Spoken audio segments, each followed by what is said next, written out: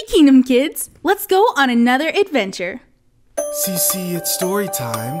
Cece, it's story time. Cece always telling us stories, pink hair and socks, and she's never boring. Whiteboard with the orange tie. You need a recap, Derek is your guy. Oh, would it flow so cold? Everybody get ready for adventure mode. Heather with the crew that's so disruptive. Hey, what's that? Friendly interruption. Kingdom Kids, yeah, Kingdom Kids. Kingdom Kids, yeah, Kingdom Kids. Hey Kingdom Kids, I'm glad you could join us on another adventure. In today's lesson, we're going to learn about a man named Ezekiel and the message that God gave to him to spread to the children of Israel. God used Ezekiel as a messenger, but we often call messengers of God prophets. But before we learn about Ezekiel the prophet, we need a recap. Take it away, Derek. Hezekiah was 25 years old when he became king, and he did what was right in the eyes of the Lord. He opened the doors of the temple of the Lord and repaired them and led the people of Israel back to God. But Hezekiah died. His son Manasseh became the king and was a very evil king. He led the people to worship false gods. His son Amon also did evil in the eyes of the Lord. Then Josiah became king. Josiah, he was 8 years old when he became king, and he did what was right in the eyes of the Lord. He began to restore the temple. While they were cleaning the temple of the Lord, a priest found a book of the law of the Lord. It was the book containing all of the laws that the Lord wanted the people to follow. When the king heard of the word of the law, he tore his robes. He knew the people of Israel who came before them did not follow the laws of the Lord. Later, a prophetess came to King Josiah and told him, "The Lord will bring down his anger on the people because they have turned from him and his laws." Josiah repented and humbled himself before the Lord.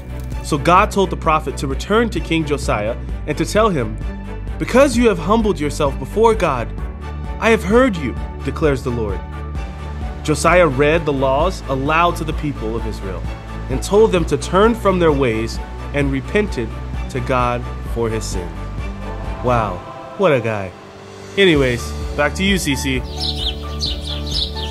Wow, he was only 8 years old? You know, that almost reminds me of this one time when...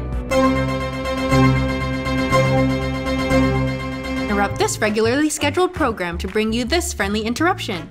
This time, Joe has a joke that's really gonna knock your socks off.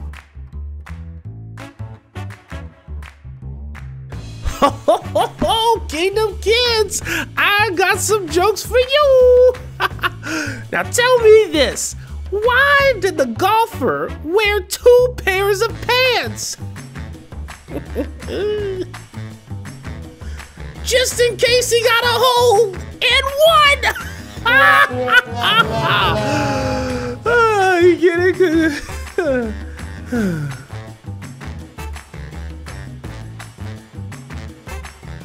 Well, at least he tried. Back to Cece. Adventure mode! As a result of Israel worshiping other gods and bowing down to false idols, the Lord took off his hand of protection and allowed the people of Israel to be taken by the Babylonians and lived as slaves in Babylon. While he was in captivity, a man named Ezekiel received a vision from the Lord about the future and what was in store for the children of Israel.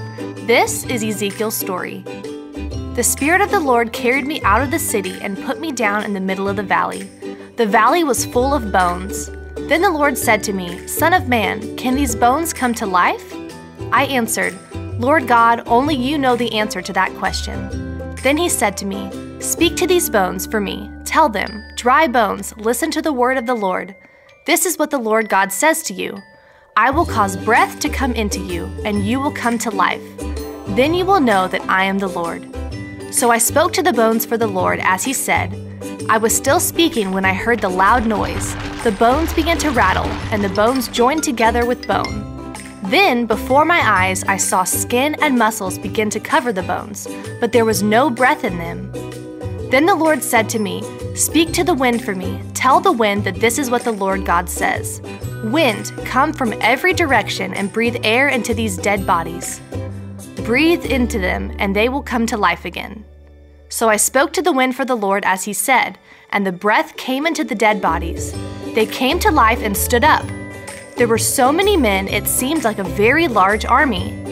Then he said to me, Son of man, these bones are like the whole family of Israel.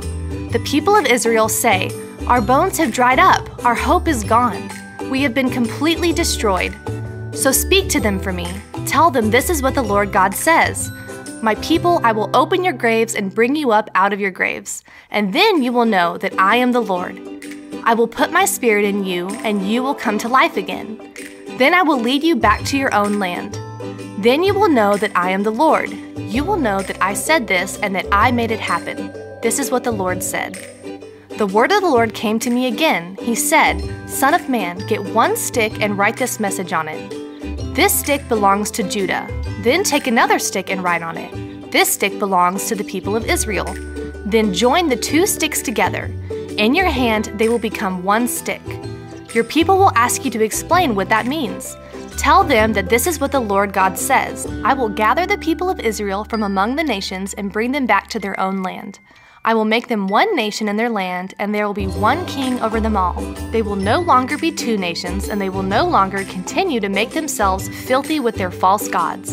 Instead, I will save them from all the places where they have sinned, and I will wash them and make them pure. They will be my people, and I will be their God. And that's what we learned on Adventure Mode! Wow, I love to hear stories in the Bible where God shows people some pretty awesome things. God told Ezekiel what was going to happen in the future.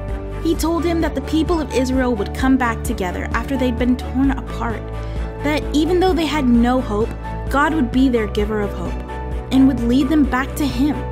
Let's try to remember that God is the giver of our hope as we go through our week. Well, anyways, that's all for this week, Kingdom Kids. I'll see you next time. Bye!